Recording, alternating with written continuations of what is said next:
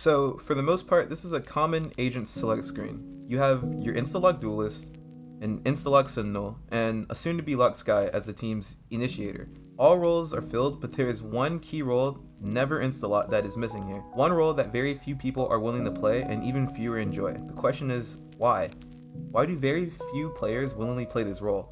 Why doesn't this role give the same rush as playing a duelist like Jett? And why does it feel like this role doesn't have as much impact as a sentinel or initiator, despite having some of the greatest map control out of the cast of agents? As someone who mains this role, I think I'm qualified to answer the question of why no one plays controllers.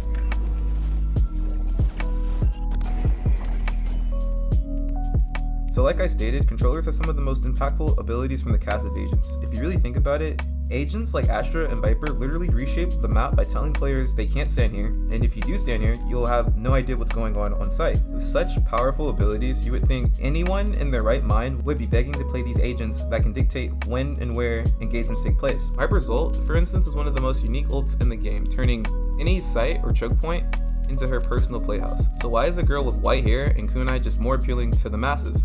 Well, for starters, controllers have one of the hardest jobs in Valorant. Knowing when and where to smoke for your team is a lot more to manage than flashing a corner and pushing. This makes their gameplay more stressful by default, and there isn't really a controller that avoids this problem. It's even worse for someone like Astra, who literally can't move while deciding where she wants to set things up. Doing this kind of thing mid-round is something a lot of players aren't good at and takes a bit of practice, which brings up my second point. Controllers don't get nearly enough recognition. Most people, when they think of impacting a round, think of the entry frag, usually a duelist getting the first pick that opens up a bomb site. Don't get me wrong, this job is very, very important, but most people don't acknowledge all the setup that goes on to ensure that the entry frags can take those fights to begin with. Controllers are responsible for making an entry frag's job easy. Think of entering a site as a guessing game. When you attack a site, you have to guess where the defender is playing.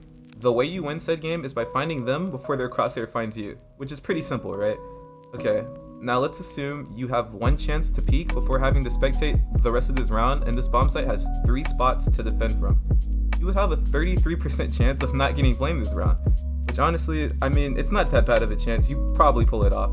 Now, what if 2 of those spots were unplayable? Your chances would shoot from 33% to 100%. This is exactly what a controller does. By smoking off key parts of a site, a controller eliminates a lot of the guessing that comes with entering. However, knowing these key parts takes time and practice, which brings me to my last point.